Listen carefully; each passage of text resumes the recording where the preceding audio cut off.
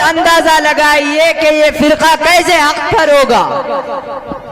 اس کے بعد ایک اور خطرناک فتنہ پھیل رہا ہے جو گوہر شاہی کے نام سے ہے۔ اس کی بنیاد رکھنے والا ریاض گوہر شاہی نامی آدمی ہے۔ یہ شخص کا دعویٰ ہے کہ یہ مسیح موعود ہے اور یہ بھی دعویٰ کرتا ہے کہ یہ خداؤں کا خدا ہے۔ اسی طرح اس شخص نے پیغمبروں کی شان میں بہت زیادہ گستاخی کی۔ یہ شخص تو اب مر کر جہنمی بن گیا ہے۔ اس کے مرنے کے بعد یہ فتنہ یہی نہیں رکا بلکہ یونس گوہر شاہی نامی آدمی نے اس فتنے کو یوٹیوب، فیس بک، انسٹاگرام کے ذریعے سے پھیلاتے ہوئے ہمارے نوجوان مسلمان بھائی کو گمراہ کر رہا ہے۔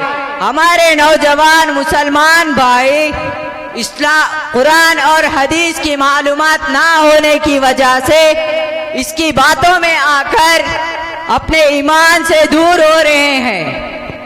تو اب ضرورت اس بات کی ہے کہ اس کے فتنے کو روکنے کے لیے اور اس سے بچنے کے لیے ہمیں مدرسوں سے اور اپنے قریبی علماء کرام سے جڑے رہے تاکہ ہمارا ایمان محفوظ رہ سکے اور ہمارا خاتمہ ایمان پر ہو۔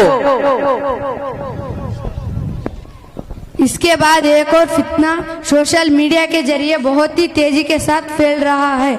وہ فتنہ مرزا علی انجینئر کا فتنہ ہے۔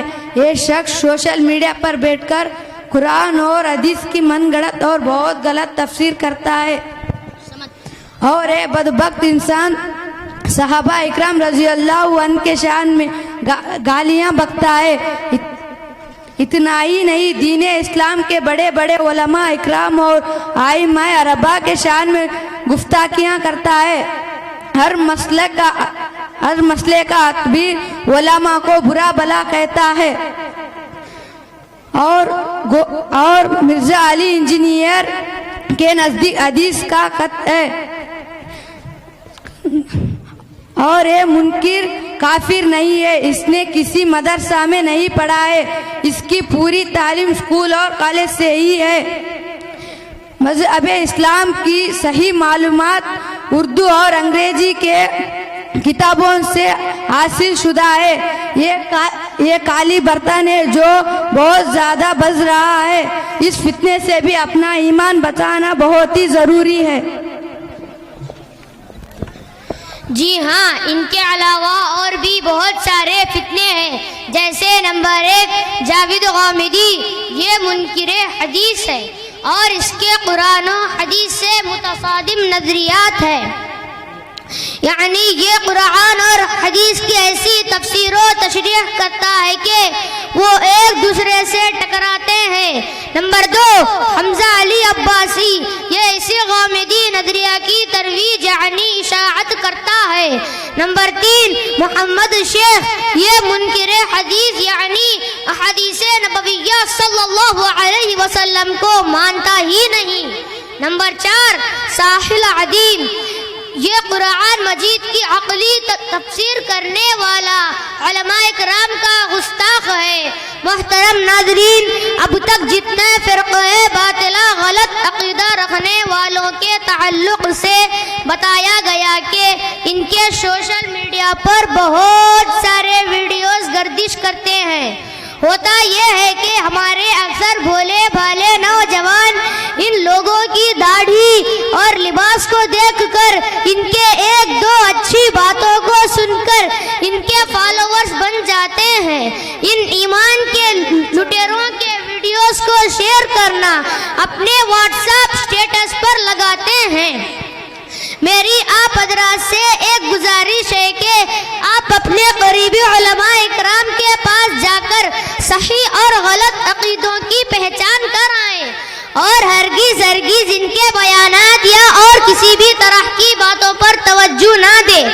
آپ یہ سوچ رہے ہوں گے کہ ان کی اچھی باتوں کو کیوں نہ سنی جائے۔ میں آپ کو ایک مثال دیتا ہوں جس سے میری بات اور بھی واضح ہو جائے گی۔ ایک آدمی شراب کا عادی ہے، وہ روزانہ शराब पीता है और उसके पास शराब पीने के लिए एक खास ग्लास है। अगर वो आदमी आपको अपने घर बुलाकर बड़े ही इज्जत व आजिज़ी के साथ अपने उसी खास ग्लास में दूध डालकर दे तो क्या आप पीना पसंद करोगे या नहीं? मैं तो समझता हूँ कि आप उसको देखकर ही उल्टी कर देंगे। बिल्कुल इसी तरह इन गलत अकीदा रखने वालों का हाल है। अगर इनकी बात कितनी भी अच्छी क्यों ना हो, वो निकल तो इन्हीं गंदे अकीदे वाले दिल, दिमाग और मुंह से, जो कि इस शराबी आदमी के गिलास से भी कई गुना ज्यादा गंदे हैं। मेरी आप हजरात से एक और आखिरी गुजारिश है कि आप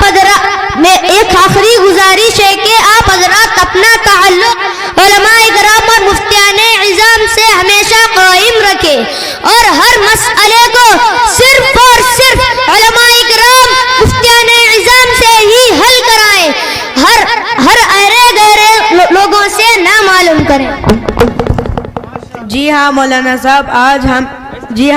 साहब, आज से हम सब ये इरादा करते हैं कि इन फितनों से हम अपने ईमान को महफूज रखेंगे और हर मसले को उलमा इकराम के पास मालूम करेंगे इंशाअल्लाह।